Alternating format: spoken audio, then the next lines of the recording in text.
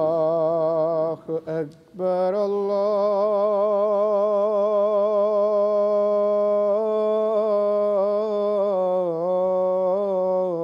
الله أكبر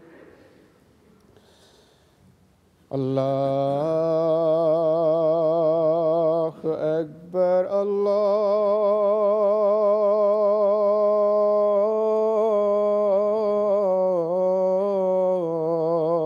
الله أكبر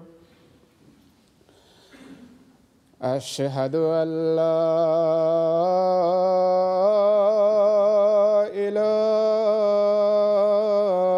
إله إلا الله أشهد أن لا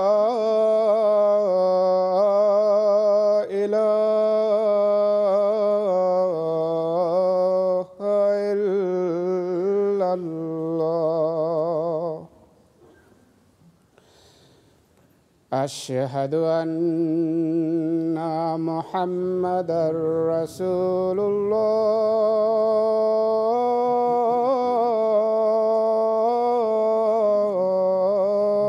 الله أشهد أن محمدًا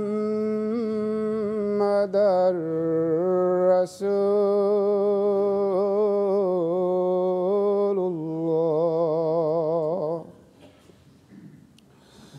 حي على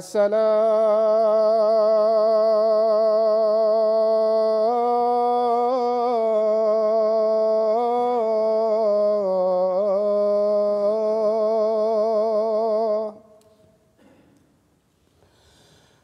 حي على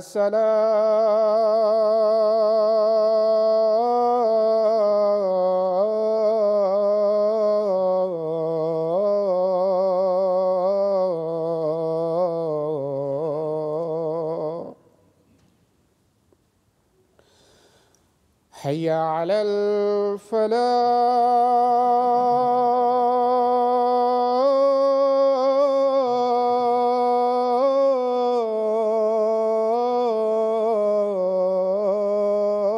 الفلاح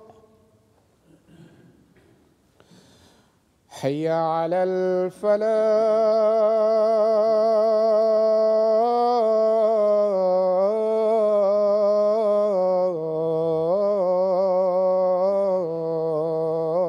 الفلاح الله أكبر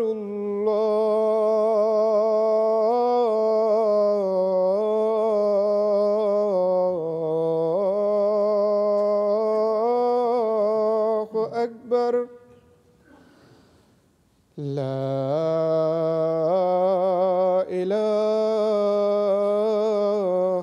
إلا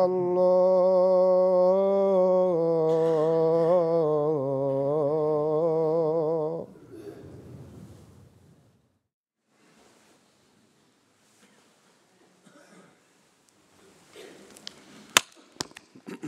السلام عليكم ورحمة الله.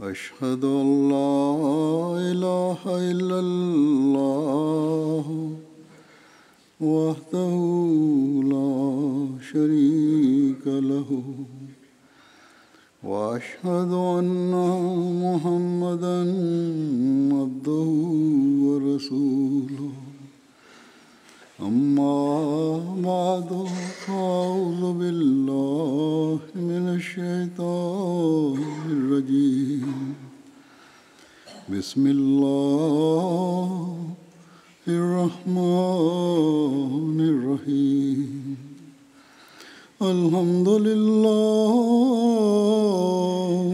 رب العالمين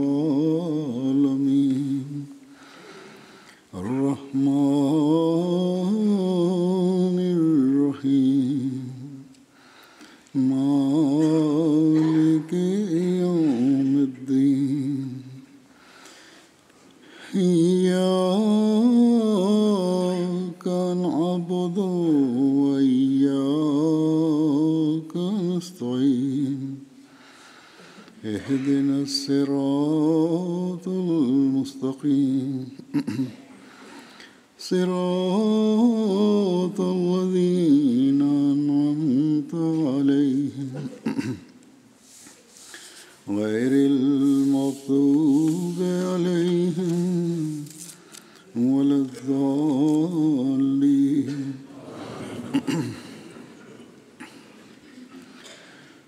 گزشتہ جمعے میں نے حضرت مسلم موعود رضی اللہ عنہ کی جو مسلم موعود کی پیشگوئی ہے اس کے حوالے سے بات کی تھی، اور اس ضمن میں آپ کے علوم ظاہری و باطنی سے پر کیے جانے کا ذکر ہوا تھا، اور یہ بھی کہ آپ کے علم و معرفت اور قرآن کریم کے تفسیری نکات کا غیروں پر بھی اثر تھا، اور اس بات کا انہوں نے برملا اظہار کیا۔ یہ اظہار، یہ کارنامے تو اتنے وسیع ہیں کہ مہینوں شاید سالوں بھی ذکر چل سکتا ہے، جو ظاہر ہے بیان کرنا ممکن نہیں ہے۔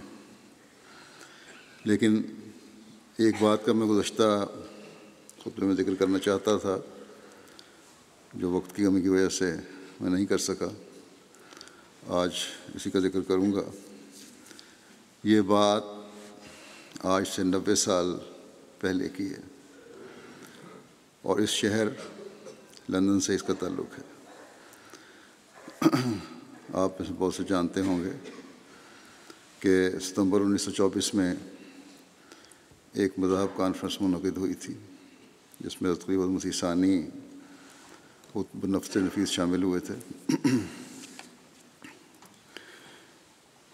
آج کل تو ہمارے تعارف بھی ہیں، تعلقات بھی ہیں، اور احمدیوں پر دنیا میں مختلف جگہوں پر جو ظلم ہو رہا ہے اس کی وجہ سے بہت سی حقوق انسانی کی تنظیمیں جو ہیں ان کی نظر بھی ہے۔ پھر ان تعلقات کی وجہ سے پارلیمنٹ کے ممبران اور پڑھے لکھے طبقے سے ہمارا یہاں بھی اور دنیا میں بھی تعارف ہے، لیکن اس زمانے میں یہ سب کچھ نہیں تھا۔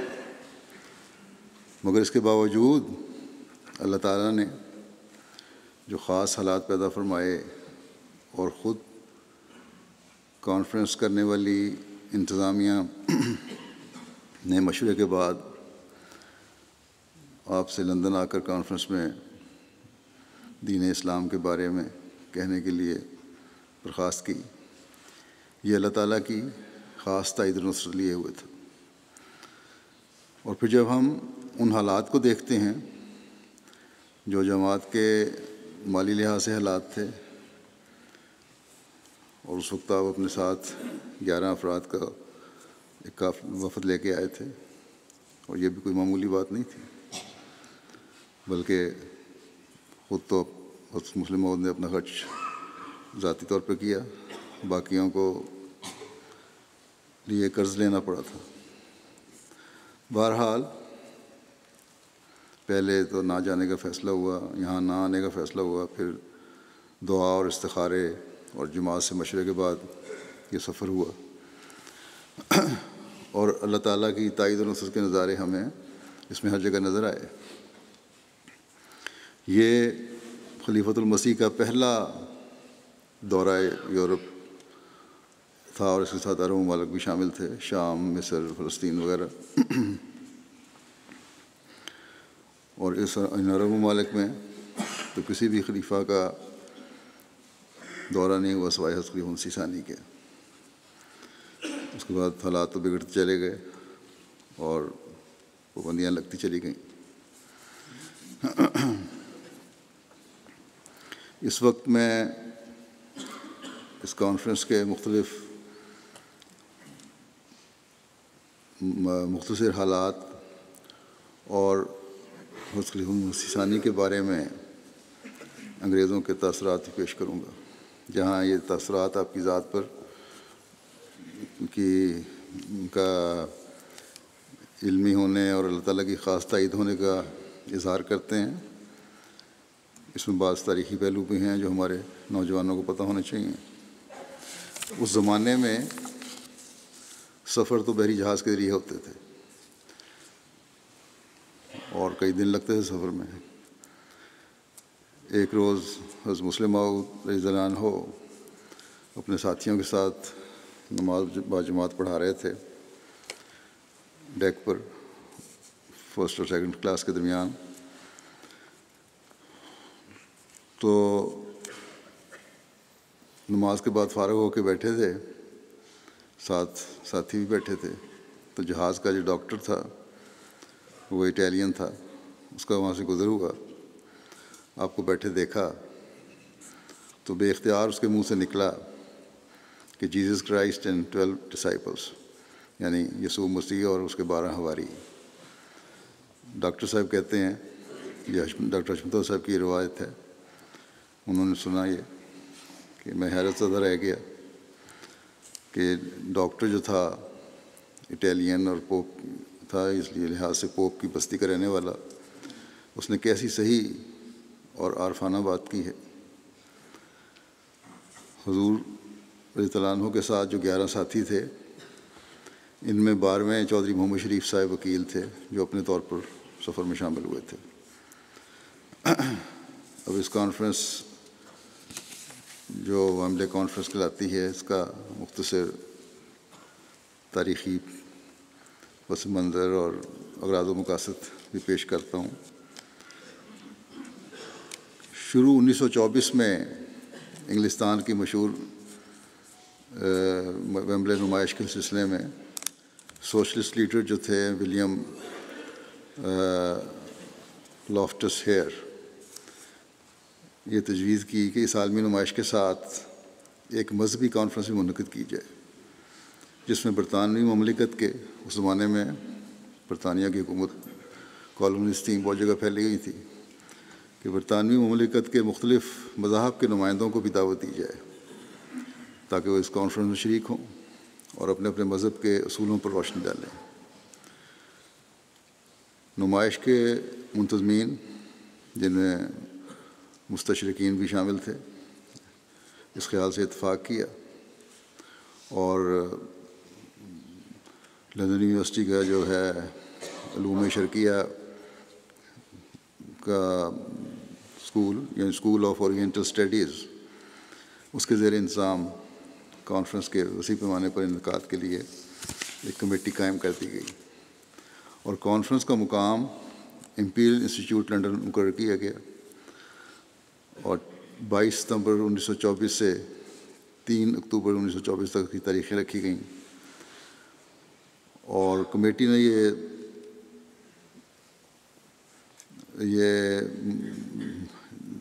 ان مذاہب کے مقررین کو منتخب کیا اور ان کو دعوت دی: ہندو مت، اسلام، بدھزم، پارسی مذہب، جینی مذہب، سکھزم، تصوف، برہمو سماج، آریہ سماج، کنفیوشزم وغیرہ۔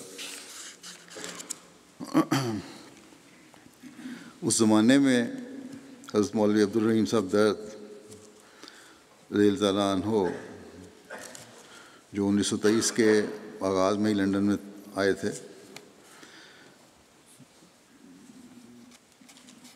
لندن میں تھے، لیکن آپ کو اس کانفرنس کا علم نہیں ہو سکا تھا۔ جب کمیٹی کی تشکیل کے علاوہ مقررین بھی تجویز ہو چکے، یہ سارا کام ہو چکا تھا سب کچھ، اور 1924 کا کچھ حصہ بھی گزر گیا، تو ایک جگہ بیٹھ کے یوں ہی برسبیل تذکرہ کسی نے ذکر کیا ان کے سامنے، حضرت مولانا عبدالرحیم صاحب نیئر کے سامنے، تو جس پر آپ گئے اور کمیٹی کے جوائنٹ سیکرٹری ایم شارپل سے ملے۔ انہوں نے جب آپ کی باتیں سنی تو محسوس کیا کہ اسلام سے متعلق احمدی جماعت کا نقطہ نگاہ ضرور پیش ہونا چاہیے۔ تو کمیٹی میں ذکر ہوا اس کا۔ کمیٹی کے نائب صدر ڈاکٹر سر تھامس ڈبلیو آرنلڈ نے اس طرح توجہ دلائی کہ یہ مقررین کے بارے میں بھی نیّر صاحب سے ضرور مشورہ کر لیا جائے، ان کی شخصیت سے اور ان کے علم سے وہ اتنے متاثر ہوئے. آج کل بعض دفعہ ہم لوگ ہمت ہار بیٹھتے ہیں کہ جی اب وقت گزر گیا، کچھ نہیں ہو سکتا. اس وقت انہوں نے سب کچھ ہونے کے باوجود بھی ہمت کی، گئے اور ساری انتظامیہ کو قائل کر لیا. چنانچہ نیّر صاحب کے ساتھ پھر نظر ثانی ہوئی اس پروگرام پر، اور ہندو مت اور بدھ کے نمائندوں کے نام بھی، اور اس کے علاوہ تصوف کی نمائندگی کے لیے بھی نیّر صاحب سے مشورہ ہوا، اور تصوف کے لیے حضرت صوفی حافظ روشن علی صاحب رضی اللہ عنہ کا نام لکھا گیا. مگر ساتھ ہی انہوں نے یہ بھی بتایا کہ یہ حضرت حافظ روشن علی صاحب نہیں آ سکتے جب تک حضرت خلیفۃ المسیح ثانی جو امام جماعت احمدیہ ہیں ان کی اجازت حاصل نہ کی جائے. تو کمیٹی میں جو ہی یہ نام پیش ہوئے تو ڈاکٹر آرنل اور پروفیسر مارگولیت نے اور کمیٹی کے دوسرے ممبران نے نہایت خلوص اور محبت سے یہ فیصلہ کیا کہ حضرت خلیفۃ المسیح ثانی کی خدمت میں کانفرنس میں شمولیت کی درخواست کی جائے اور صوفی صاحب کو بھی ساتھ لانے کی گزارش کی جائے. اس طرح حضرت خلیفۃ المسیح ثانی رضی اللہ تعالیٰ عنہ خدمت میں انگلستان کے جو بڑے بڑے مستشرقین تھے ان کا دعوت نامہ پہنچا. بہرحال جیسا کہ میں نے کہا بڑے سوچ و بچار کے بعد ہی دعوت قبول کی گئی تھی. حضرت خلیفۃ المسیح ثانی نے کانفرنس کے لیے مضمون لکھنا شروع کیا اور اس کا ترجمہ اور اصلاح وغیرہ چودھری ظفر اللہ خان صاحب، مولوی شیر علی صاحب اور مرزا بشیر احمد صاحب نے کی. لیکن جو مضمون لکھا گیا تھا تو وہ بہت لمبا بن گیا.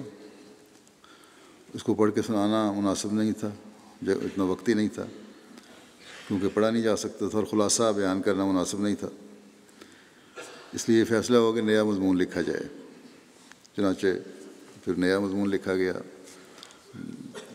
اور اس کو ثانی نے لکھا، اس کا پھر ترجمہ ہوا.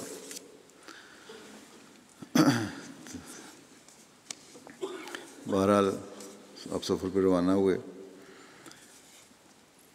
23 ستمبر کو جیسا کہ میں نے کہا 1924 کا کوئی کانفرنس شروع ہوئی. یہ دن سفر یورپ کی تاریخ جو ہے اس میں بھی سنہری دن تھا. اس دن ویمبلے کانفرنس میں حضرت خلیفۃ المسیح ثانی کا جو بے نظیر مضمون تھا یہ پڑھا جانا تھا، اور اس کے پڑھے جانے سے اسلام اور احمدیت کی شہرت کو چار چاند لگے. یورپ میں اسلام کا پیغام صحیح رنگ میں پہنچایا گیا، اور حضرت مسیح موعود علیہ السلام کا لندن میں جو تقریر کرنے کا ایک رویا تھا اس کا ذکر حضرت مسلم موعود نے تقریر میں بھی کیا ہے، وہ پوری آب و تاب سے پورا ہو گیا. یہ کہتے ہیں کہ مضمون کا وقت 5 بجے شام مقرر تھا، جبکہ اس سے پہلے لوگ 2.5 گھنٹے سے مسلسل بیٹھے اسلام سے متعلق باتیں سن رہے تھے یا مذہب سے متعلق باتیں سن رہے تھے. مگر جو ہی آپ کی تقریر کا وقت آیا نہ صرف لوگ اپنی جگہ پہ بیٹھے رہے بلکہ پورے ذوق و شوق سے دیکھتے دیکھتے یہ لوگ تو بیٹھے ہی، اور لوگ بھی ہال میں آنے شروع ہو گئے اور بالکل بھر گیا ہال. اس سے پہلے کسی لیکچر کے وقت حاضری اتنی زیادہ نہیں تھی. اجلاس کے صدر سر تھیوڈر موریسن تھے. انہوں نے حضور کا تعارف کروایا اور پھر نہایت ادب و احترام کے جذبات کے ساتھ آپ سے درخواست کی کہ اپنے کلمات سے محظوظ فرمائیں. اس پر حضرت خلیفۃ المسیح ثانی جو اپنے رفقا کے ساتھ ساتھیوں کے ساتھ اسٹیج پر تشریف رکھتے تھے کھڑے ہوئے اور انگلش میں آپ نے مختصر سا خطاب کیا کہ یہ کہ مسٹر پریزیڈنٹ، بہنوں اور بھائیوں، سب سے پہلے میں خدا کا شکر ادا کرتا ہوں کہ اس نے ان کانفرنس کے بانیوں کے دلوں میں یہ خیال پیدا کیا کہ لوگ اس طرح پر مذہب کے سوال پر غور کریں اور مختلف مذاہب سے متعلق تقریریں سن کر یہ دیکھیں کہ کس مذہب کو قبول کرنا چاہیے. پھر آپ نے کہا کہ اس کے بعد میں اپنے مرید چودھری ظفر اللہ خان صاحب باہر اطلاع سے کہتا ہوں کہ میرا مضمون سنائیں. آپ نے کہا کہ میں ایسے طور پر اپنی زبان میں بھی لکھے ہوئے پرچہ پڑھنے کا عادی نہیں ہوں، کیونکہ میں ہمیشہ زبانی تقریریں کرتا ہوں اور کئی گھنٹے تک 6 گھنٹے تک بولتا ہوں۔ فرمایا کہ مذہب کا معاملہ اسی دنیا تک ختم نہیں ہو جاتا، بلکہ وہ مرنے کے بعد دوسرے جہان تک چلتا ہے، اور انسان کی دائمی راحت مذاہب سے وابستہ ہے۔ اس لیے آپ اس پر غور کریں اور سوچیں، اور مجھے امید ہے کہ آپ توجہ سے سنیں گے۔ بہرحال چوئی صاحب نے 1 گھنٹہ تقریباً لگایا اس مضمون کو پڑھنے سے، اور بڑے پرشوقت لہجے میں مضمون پڑھا گیا۔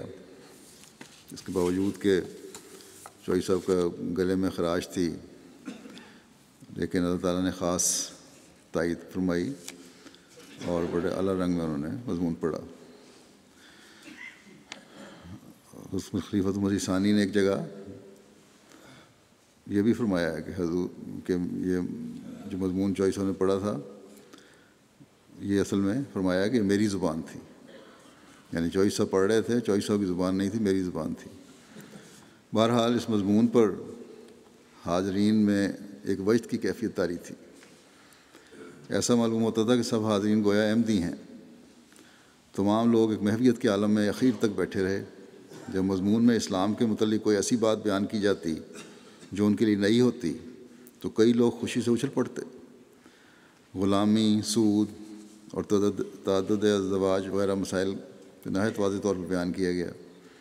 اس حصہ مضمون کو بھی نہ صرف مردوں نے بلکہ عورتوں نے بھی نہایت شوق اور خوشی سے سنا۔ 1 گھنٹے کے بعد لیکچر ختم ہوا تو لوگوں نے بڑی گرمجوشی کے ساتھ اور بڑی دیر تک تالیاں بجائیں، جبکہ پریزیڈنٹ جو تھے اجلاس کا، ان کو کئی منٹ انتظار کرنا پڑا۔ یہ مضمون انوار العلوم کی 8ویں جلد میں موجود ہے۔ بہرحال خلاصتاً یہ کہ اس مضمون میں حضرت مسلم موعود رضی اللہ عنہ نے پہلے جماعت احمدیہ کی بنیاد اور قیام کا ذکر کیا، جو 1989 میں پڑی۔ پھر آپ نے فرمایا کہ حضرت مسیح موعود علیہ السلام کا دعویٰ مہدی ہونے کا تھا، جس کی پیش گوئی حضرت صلی اللہ علیہ وسلم نے فرمائی تھی، اور اسی طرح مسیح ہونے کا دعویٰ تھا، جس کی پیش گوئی انجیل اور اسلامی کتب میں موجود ہے۔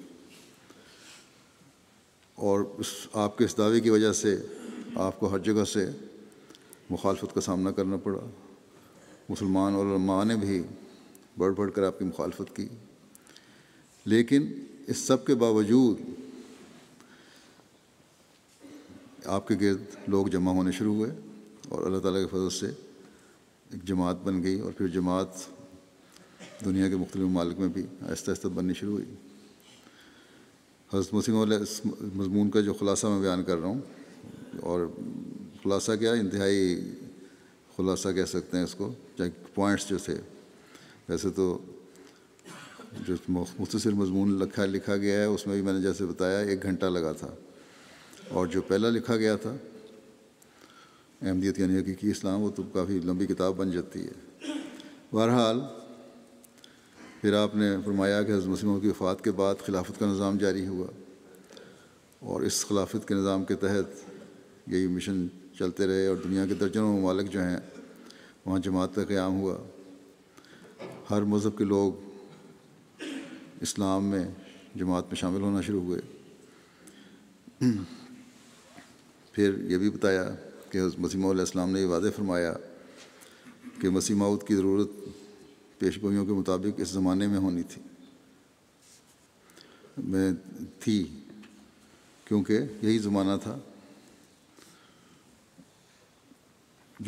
جس کی حالت یہ ہے کہ جس میں کوئی نہ کوئی مسلح اور مسیح موعود آتا ہے، جن کی پیش گوئی کی گئی تھی، جو نشانیاں بتائی گئی تھیں۔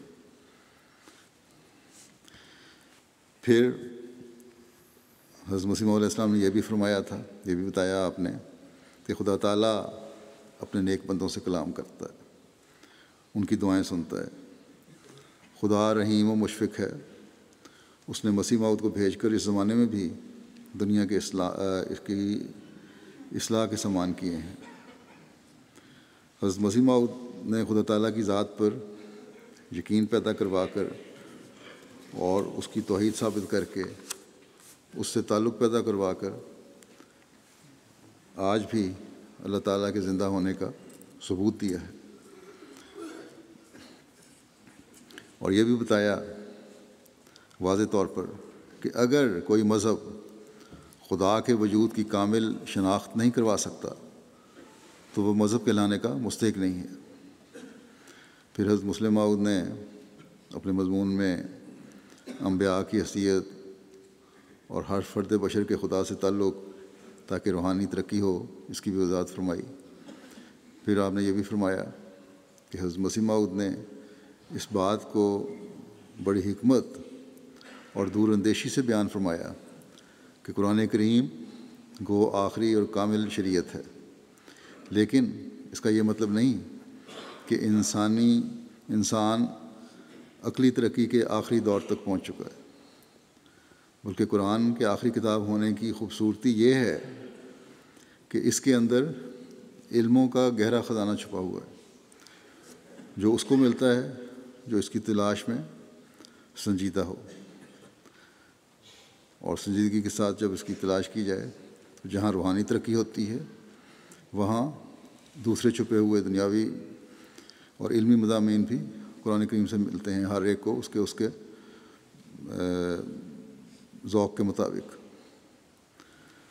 پھر حضرت مسلم موعود نے یہ بھی فرمایا کہ قرآن کریم اس اعتراض کو رد کرتا ہے جو مسلمانوں پر کیا جاتا ہے کہ اسلام تلوار سے پھیلا، اور اس کی دلیل یہ پیش کی جو قرآن کریم کی آیت ہے کہ دین میں کوئی جبر نہیں، جنگ کی صرف اس وقت اجازت ہے جب اسلام کو برباد کر دینے کی کوشش کی جائے، نقصان پہنچانے کی کوشش کی جائے۔ پھر مختلف موضوعات ہیں جو اس تقریر میں آپ نے بیان فرمائے، مثلا غلامی جیسے پہلے بھی ذکر ہو چکا ہے، حرمت سود، تعدد ازدواج، طلاق، اخلاقی تعلیم، حیات بعد الموت، یہ ساری باتیں جو تھیں اس پہ اسلامی نظریہ کیا ہے اس پہ روشنی ڈالی۔ پھر حضرت مسیح موعود علیہ السلام کی صداقت کے ثبوت دیے، آپ علیہ السلام کی تائید میں الہی نشانات کا ذکر فرمایا۔ پھر حضرت مسلم موعود رضی اللہ عنہ نے اس مضمون میں حضرت مسیح موعود علیہ السلام کی ایک رویا کا بھی ذکر فرمایا، جس میں حضرت مسیح موعود علیہ السلام نے، جیسا کہ پہلے بھی ذکر ہو چکا ہے، لندن میں ایک اسٹیج پر کھڑے ہیں، یہ دیکھا تھا رویا میں کہ آپ لندن میں ایک اسٹیج پر کھڑے ہیں اور اسلام پر ایک تقریر فرما رہے ہیں، اور بعض ازاں آپ نے چند پرندے پکڑے۔ آپ نے اس کی تعبیر یہ کی کہ آپ کی تعلیم کی لندن میں تبلیغ کی جائے گی اور آپ کی معرفت لوگ اسلام میں داخل ہوں گے، اور پھر اس کی پہلی تعبیر جو ہے وہ حضرت مسلم موعود رضی اللہ عنہ کی جو یہ تقریر تھی صورت میں پوری ہوئی۔ پھر حضرت مسلم موعود نے حضرت مسیح موعود علیہ السلام کے حوالے سے یہ بھی فرمایا کہ اگر کوئی تعصب سے پاک ہو کر 40 دن تک صداقت جاننے کے لیے دعا کرے تو اس پر صداقت کھل جائے گی۔ وہ پیرا پڑھا گیا، اقتباس پڑھا گیا۔ آخر میں حضرت مسلم موعود نے اس مضمون کو بند اس طرح کیا کہ بہنوں اور بھائیوں، خدا کی روشنی تمہارے لیے چمک اٹھی ہے، اور وہ جس کو دنیا بوجہ مرور زمانہ ایک عجیب فسانہ خیال کرنے لگی تھی، تمہاری عین آنکھوں کے سامنے ظاہر ہو گیا ہے۔ خدا کا جلال ایک نبی کے ذریعے تم پر ظاہر کیا گیا ہے، ہاں ایسا نبی جس کی بعثت کی خبر نوح سے لے کر محمد صلی اللہ علیہ وسلم تک تمام انبیاء نے پہلے سے دی تھی۔ خدا نے آج تمہارے لیے پھر یہ امر ثابت کر دیا کہ میں صرف ان کا خدا نہیں جو مر چکے ہیں، بلکہ ان کا بھی خدا ہوں جو زندہ ہیں، اور نہ صرف ان کا خدا ہوں جو پہلے گزر چکے ہیں، بلکہ ان کا بھی خدا ہوں جو آئندہ آئیں گے۔ بس تم اس روشنی کو قبول کرو اور اپنے دلوں کو اس سے منور کر لو۔ بہنوں اور بھائیوں، یہ زندگی عارضی ہے، لیکن یہ خیال کرنا غلطی ہے کہ اس کے بعد فنا ہے۔ فنا تو کوئی چیز ہی نہیں، روح کو فنا کے لیے نہیں بلکہ ابدی زندگی کے لیے پیدا کیا گیا ہے۔ اپنی پیدائش کے لمحے سے لے کر انسان ایک نہ ختم ہونے والے راستے پر چلنا شروع کر دیتا ہے، اور سوائے اس کے کہ موت اس کی رفتار کی تیزی کا ذریعہ ہو اور کچھ نہیں۔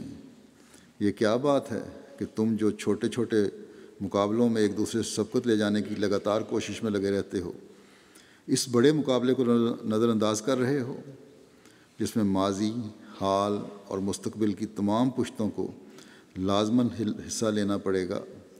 کیا تم کو معلوم نہیں کہ مشرق میں ایک فرستادہ مبعوث کیا گیا اور خدا نے اس کے ذریعے سچائی کو تمہارے دروازوں تک پہنچا دیا ہے؟ تم سچے دل سے اس فضل کا شکریہ ادا کرو جو تم پر کیا گیا، تا تم پر زیادہ فضل نازل کیے جائیں اور تم اس کی رحمت کو لینے کے لیے آگے دوڑو، تا تمہارے لیے اس کی محبت ایک جوش مارے۔ یہ کیا بات ہے کہ تم جو تمام ان نیند آور چیزوں کو جو دماغ میں سستی پیدا کریں نفرت سے دیکھتے ہو؟ کس طرح ایسی چیز سے مطمئن ہو جو نفع رساں نہیں اور روح کی خواہشات کو دبانے والی ہے؟ تم بتوں کے سامنے جھکنے سے تو انکار کرتے ہو، پھر کس طرح تم ایسے بت کے آگے جھکتے ہو جس میں زندگی کی کوئی علامت نہیں؟ آؤ اور اس زبانی شراب زندگی کو پیو جو خدا نے تمہارے لیے مہیا کی۔ یہ ایسی شراب ہے جو عقل کو ہلاک کرنے والی نہیں بلکہ اس کو مضبوط کرنے والی ہے۔ خوش ہو جاؤ اے دلہن کی سہیلیو، یہ بائبل کے حوالے سے جو اگر اس کو اپنے رنگ میں بیان فرمایا کہ اے دلہن کی سہیلیو، خوش ہو جاؤ اے دلہن کی سہیلیو اور خوشی کے گیت گاؤ، کیونکہ دلہا آ پہنچا ہے۔ وہ جس کی تلاش تھی مل گیا ہے، وہ جس کا انتظار کیا جا رہا تھا، یہاں تک کہ انتظار کرنے والوں کی آنکھیں مدھم پڑ گئی تھیں، اب تمہاری آنکھوں کو منور کر رہا ہے۔ مبارک ہے وہ جو خدا کے نام پر آیا، ہاں مبارک ہے جو خدا کے نام پر آیا۔ وہ جو اس کو پا لیتے ہیں سب کچھ پا لیتے ہیں، اور وہ جو اس کو نہیں دیکھ سکتے اور کچھ بھی نہیں دیکھ سکتے، وہ کچھ بھی نہیں دیکھ سکتے۔ وآخر دعوانا الحمدللہ رب العالمین۔ یہ یہاں آپ نے ختم فرمایا۔ بس بڑی حکمت سے، بڑی جرأت سے آپ نے اسلام کی خوبیاں بھی بیان کی اور دعوت اسلام بھی دی۔ جیسا کہ میں نے کہا، یہ 1 گھنٹے سے زائد کی تقریر تھی، اس کا انتہائی مختصر خلاصہ چند نکات کے حوالے سے میں نے پیش کیا ہے۔ بہرحال اس تقریر کا حاضرین پر جو اثر ہوا اس کے بارے میں بیان کرنا چاہتا ہوں۔ کانفرنس کے صدر اجلاس نے کہا، جو الفضل کی رپورٹ میں درج ہے، کہ مرزا بشیر الدین امام جماعت احمدیہ کے مضمون پڑھے جانے پر سر تھیوڈر ماریسن نے اپنے پریزیڈنشل ریمارکس میں کہا کہ یعنی احمدیہ سلسلہ اور ایسے ہی زمانے حال کے دوسرے سلسلوں کا پیدا ہونا ثابت کرتا ہے کہ اسلام ایک زندہ مذہب ہے جس کی تجدید کے متعلق لوگ اعلیٰ مطالعہ جاری رکھتے ہیں۔ مرزا بشیر الدین نے، جن کے ہمراہ بہت سے سبز اماموں والے متبعین تھے، فرمایا کہ سلسلہ احمدیہ سلسلہ موسویہ میں سلسلہ عیسویہ کی طرح اسلام میں ایک ضروری سلسلہ احمدیہ سلسلہ موسویہ میں سلسلہ عیسویہ کی طرح اسلام میں ایک ضروری اور قدرتی تجدید ہے جس کی غرض کسی نئے شرعی قانون کا اجرا نہیں بلکہ اصلی اور حقیقی اسلامی تعلیم کی اشاعت کرنا ہے۔ پھر پریزیڈنٹ نے کہا، مجھے زیادہ کہنے کی ضرورت نہیں، مضمون کی خوبی اور لطافت کا اندازہ خود مضمون نے کرا لیا ہے۔ میں اپنی طرف سے اور حاضرین کی طرف سے مضمون کی خوبی، ترتیب خوبی، خیالات اور اعلیٰ درجہ کے طریقے استدلال کے لیے حضرت خلیفۃ المسیح کا شکریہ ادا کرتا ہوں۔ حاضرین کے چہرے زبان حال سے میرے اس کہنے کے ساتھ متفق ہیں، اور میں یقین کرتا ہوں کہ وہ اقرار کرتے ہیں کہ میں ان کی طرف سے شکریہ ادا کرنے میں حق پر ہوں اور ان کی ترجمانی کا حق ادا کر رہا ہوں۔ پھر حضور کی طرف مخاطب ہو کر کہا کہ میں آپ کو لیکچر کی کامیابی پر مبارکباد عرض کرتا ہوں، اور آپ کا مضمون بہترین مضمون تھا جو آج پڑھے گئے۔ اور اس کے بعد بھی سر تھیوڈر ماریسن جو تھے اسٹیج پر بڑی دیر تک کھڑے رہے بعد میں، اور بار بار مضمون کی تعریف کرتے رہے۔ یہ پوائنٹس مضمون کے میں نے اس لیے بتائے ہیں کہ اس مضمون میں اسلام کی تبلیغ کی گئی تھی۔ آخر میں جو پیرا پورا پڑھا گیا ہے اس میں تو صاف بتایا گیا کہ جو مسیح جو آنے والا تھا وہ آ گیا، پھر فری چرچ کے ہیڈ ڈاکٹر والٹر واش نے، جو خود فصیح البیان لیکچرر تھے، اپنے تاثرات بیان کرتے ہوئے کہا، میں نہایت خوش قسمت ہوں کہ مجھے یہ لیکچر سننے کا موقع ملا۔ پھر ایک قانون کے پروفیسر نے بیان کیا کہ جب وہ مضمون سن رہا تھا تو یہ محسوس کر رہا تھا کہ یہ دن گویا ایک نئے دور کا آغاز کرنے والا ہے۔ پھر کہا، اگر آپ لوگ کسی اور طریق سے ہزاروں ہزار روپیہ بھی خرچ کرتے تو اتنی زبردست کامیابی حاصل نہیں کر سکتے تھے۔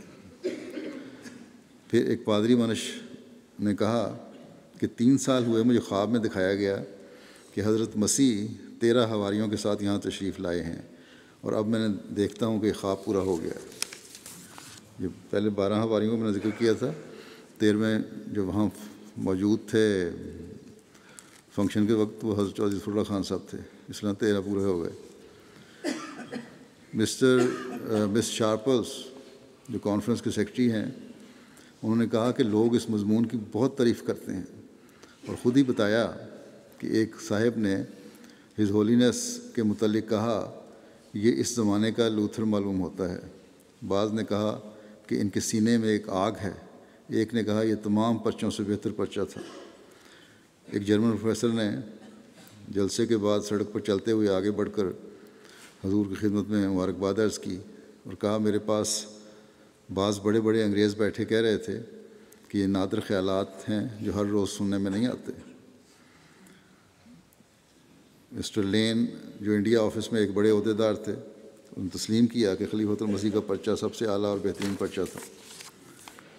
پھر حضرت بھائی عبدالرحمٰن صاحب قادیانی بیان کرتے ہیں، ایک صاحب حضور کے پاس حاضر ہوئے اور عرض کیا کہ میں نے ہندوستان میں 30 سال کام کیا ہے اور مسلمانوں کے حالات اور دلائل کا مطالعہ کیا ہے، کیونکہ میں ایک مشنری کی حیثیت سے ہندوستان میں رہا ہوں، مگر جس خوبی، صفائی اور لطافت سے آپ نے آج کے مضمون کو پیش کیا ہے، میں نے اس سے پہلے کبھی کسی جگہ بھی نہیں سنا۔ مجھے اس مضمون کو سن کر کیا بلحاظ خیالات اور کیا بلحاظ ترتیب اور کیا بلحاظ دلائل بہت گہرا اثر ہوا ہے۔ پھر ایک صاحب نے کہا، جنہوں مضمون سننے کے لیے فرانس سے آئے ہوئے تھے، کہ میں عیسائیت پر اسلام کو ترجیح دیا کرتا تھا، اور عیسائیت پر اسلام کو ترجیح دیتا تھا۔ عیسائیت کو ترجیح نہیں دیتے تھے، اسلام کو ترجیح دیتے تھے، لیکن اسلام پر بدھزم کو ترجیح دیا کرتا تھا۔ اب جب کہ میں نے آپ کا مضمون بھی سن لیا ہے اور بدھزم کو بھی سنا ہے، میں یہ تسلیم کرتا ہوں کہ واقعی اسلام ہی سب سے بالا تر مذہب ہے۔ جس خوبی سے اور جس خوش اسلوبی سے آپ نے اسلام کو پیش کیا، اس کا کوئی دوسرا مذہب مقابلہ نہیں کر سکتا۔ میرے دل پر اب اس کا گہرا اثر ہے۔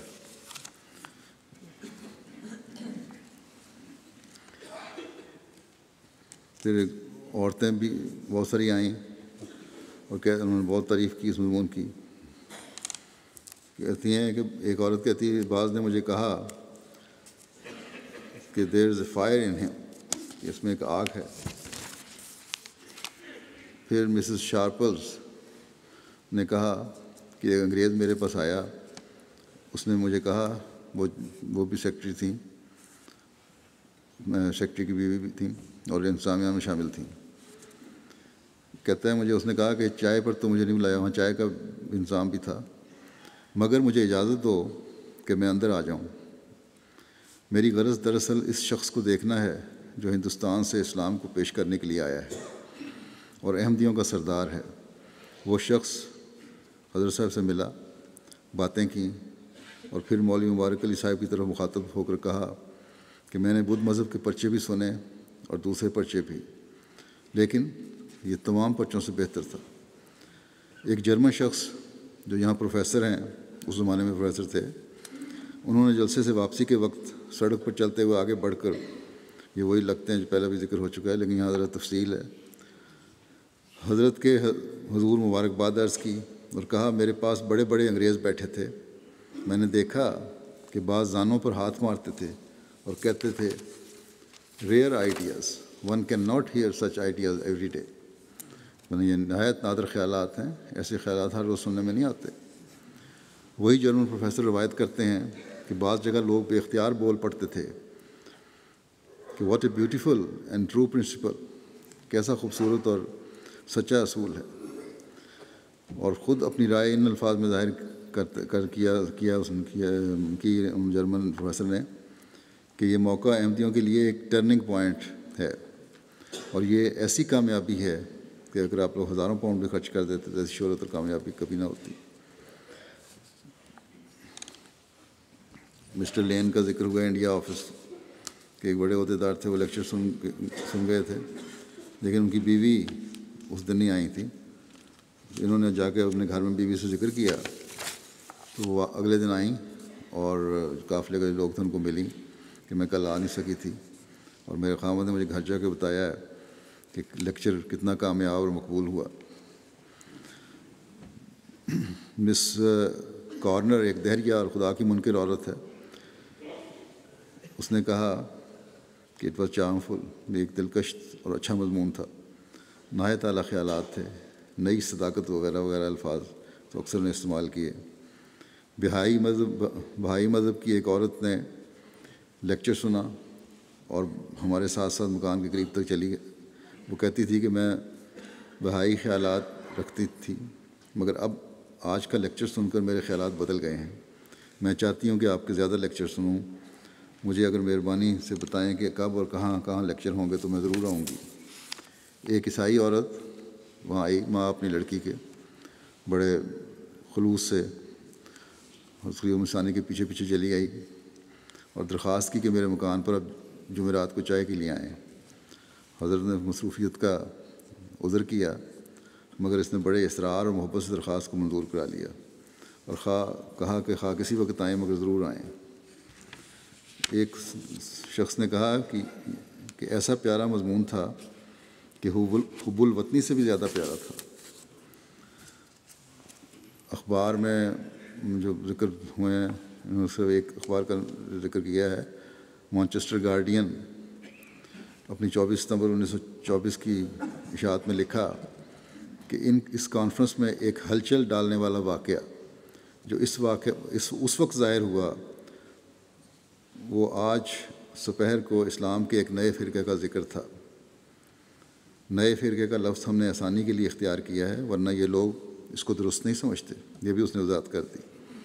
اس فرقے کی بنا ان کے قول کے بموجب آج سے 34 سال پہلے اس مسیح نے ڈالی جس کی پیشگوئی بائبل اور دوسری کتابوں میں ہے۔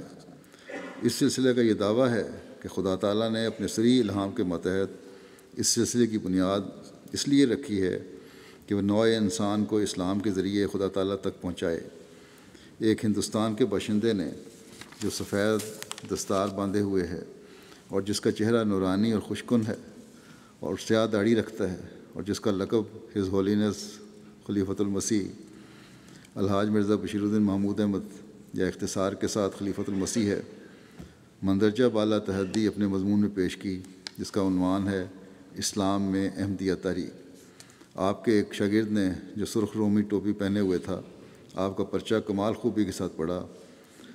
آپ نے اپنے مضمون کو جس میں زیادہ تر اسلام کی حمایت اور تائید تھی ایک پرجوش اپیل کے ساتھ ختم کیا، جس میں انہوں نے حاضرین کو اس نئے مسیح اور نئی تعلیم کے قبول کرنے کے لیے مدعو کیا۔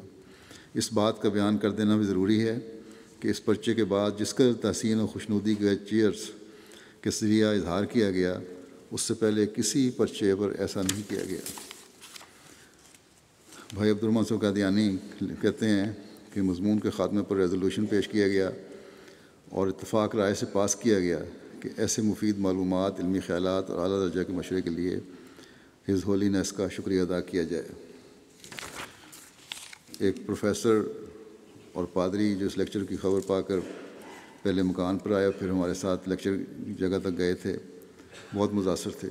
انہوں نے سلسلے کی بعض کتابیں بھی خریدیں۔ وہ لیکچر کی خوبی سے متاثر ہو کر اپنی کرسی سے بار بار اچھلتے نظر آتے تھے۔ بہت کچھ سنا اور پھر آنے کا وعدہ کیا اور اقرار کیا کہ آئندہ میں اسلام کے ان خیالات کو پریچ کروں گا، اس کی تبلیغ کیا کروں گا اور ٹیچنگز آف اسلام میں جو خیالات بیان کیے گئے ہیں ان کو لے کر واضح و تبلیغ کروں گا۔ بس یہ مضمون جو پڑھا گیا یہ بھی اور جو پہلے تیار کیا گیا تھا جیسے میں نے بتایا، اور لمبا ہونے کی وجہ سے پڑھا نہیں جا سکتا تھا، یہ دونوں مضامین انگلش میں ٹرانسلیٹ ہوئے ہیں۔ گو بعض اعداد و شمار جو ہیں یا مشن ہاؤسز یا جماعت کے کاموں کی تفصیل جو دی گئی ہے وہ اس زمانے کی ہے۔ اب تو جماعت اس سے پہلے بہت آگے نکل چکی ہے، لیکن اس مضمون کی خوبصورتی جو ہے، جو علم ہے اور جو باقی بیان ہے وہ ابھی بھی قائم ہے۔ اس لیے انگریزی دان طبقہ جو ہے ہمارا، نوجوانوں کو بھی یہ ضرور پڑھنا چاہیے۔ اللہ تعالیٰ حضرت مسلم موعود کو بے شمار رحمتیں فرمائے، جنہوں نے ہمارے لیے تقریباً ہر مضمون میں بے شمار خزانہ چھوڑا ہے، جس کا میں نے پچھلے خطبے میں ذکر کیا تھا۔ ہر ٹاپک کو ٹچ کیا انہوں نے۔ فضل عمر فاؤنڈیشن کو بھی اس علمی خزانے کو مختلف زبانوں میں ترجمے اب جلدی کروانے کی کوشش کرنی چاہیے۔ کچھ تو کوشش کر رہے ہیں لیکن مزید تیزی کی ضرورت ہے۔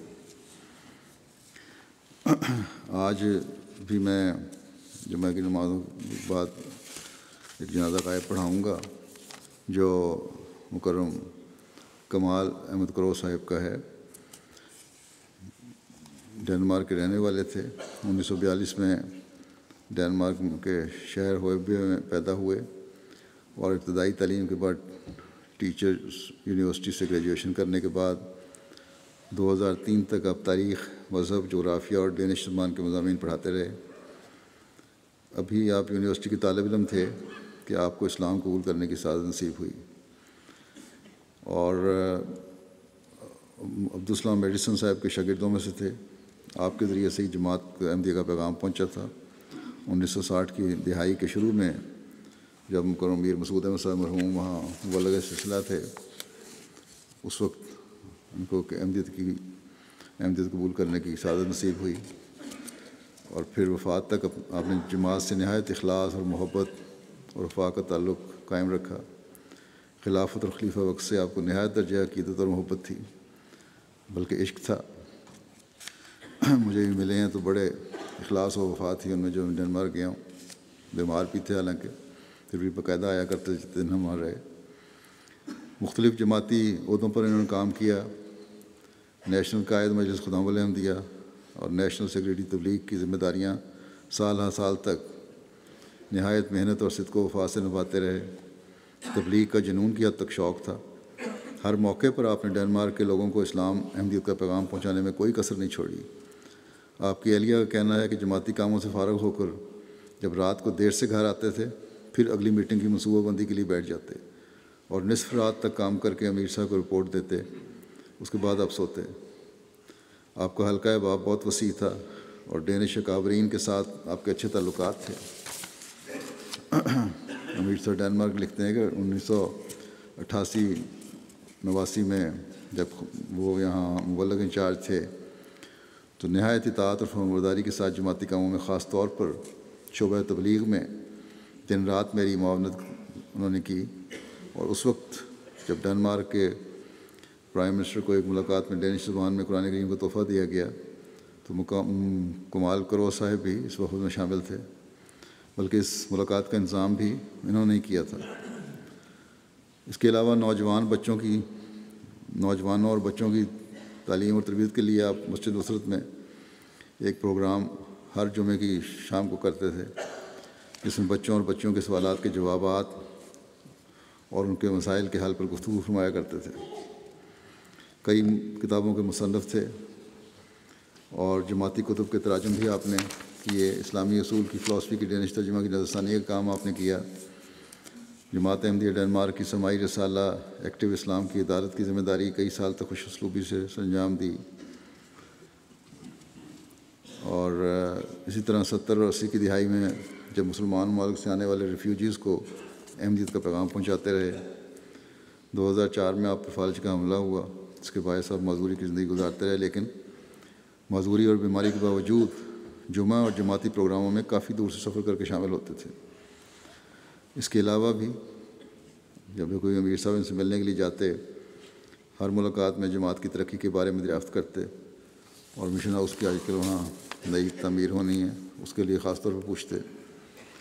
بار بار امیر صاحب سے ہر ملاقات میں کہتے ہیں میرے بارے میں پوچھا کرتے تھے خلیفہ وقت کا کیا حال ہے، اور کافی جذباتی ہو جایا کرتے تھے۔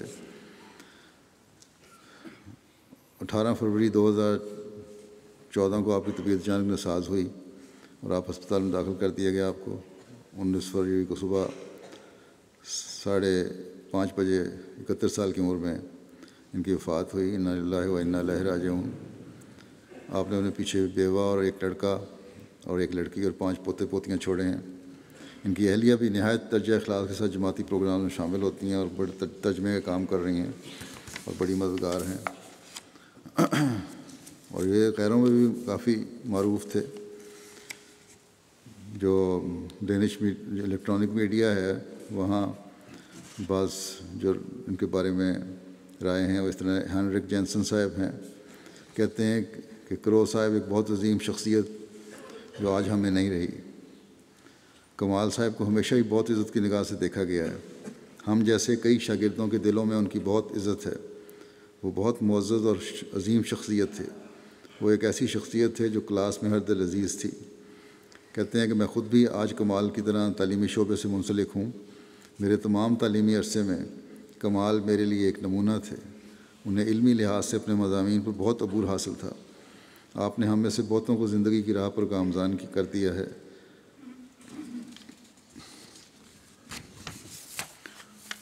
اور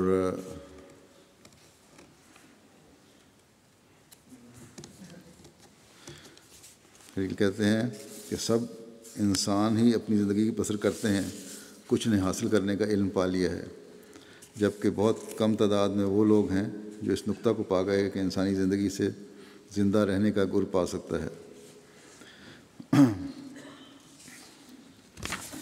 پھر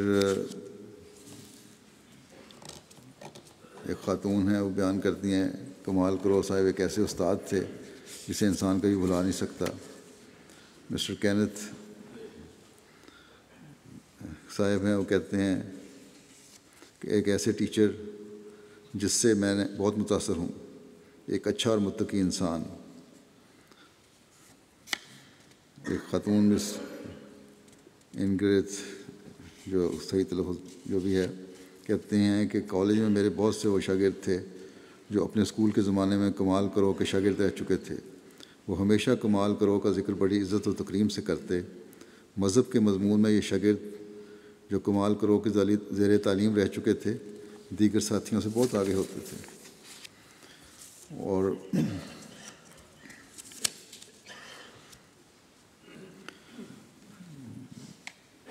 بہرحال اسی طرح کے بہت سارے ہیں تبصرے۔ کہتے ہیں ایک مسٹر مائیکل ہیں، کہتے ہیں کہ امید کرتا ہوں کہ ڈنمارک کی سرزمین میں کوئی ایسا ہوگا جو ان کے کاموں کو جاری رکھ سکے جو انہوں نے ڈینش عوام اور غیر ممالک سے آنے والے مسلمانوں کے درمیان پل بنانے اور ان کے درمیان ڈائیلاگ کی فضا پیدا کرنے کے لیے شروع کیا تھا۔ افسوس سے کہنا پڑتا ہے کہ اب ہماری سوسائٹی میں بعض لوگ باہمی تعلقات کو فروغ کے بجائے آگ پر تیل چھڑکنے کا کام کرتے ہیں۔ اللہ تعالیٰ مرحوم کے درجات بلند کرے اور ان کے بیوی بچوں کو بھی صبر اور ہمت اور حوصلہ عطا فرمائے اور جماعت سے وابستہ رکھے ہمیشہ۔ جیسا کہ میں نے کہا نمازوں کے بعد ان کا جنازہ غائب انشاءاللہ ادا ہوگا۔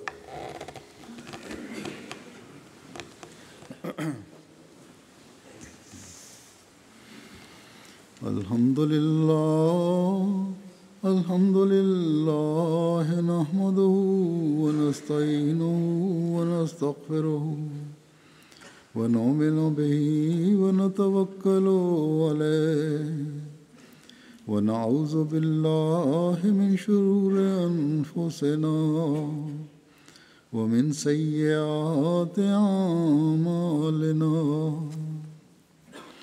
من يهده الله فلا مضل له ومن يضلل فلا هادي له ونشهد أن لا إله إلا الله ونشهد أن محمدا عبده ورسوله عباد الله رحمكم الله إن الله يأمر بالعدل والإحسان وإيتاء ذي القربى وينهى عن الفحشاء والمنكر والبغي يعظكم لعلكم تذكرون اذكروا الله يذكركم وادعوه يستجب لكم ولذكر الله أكبر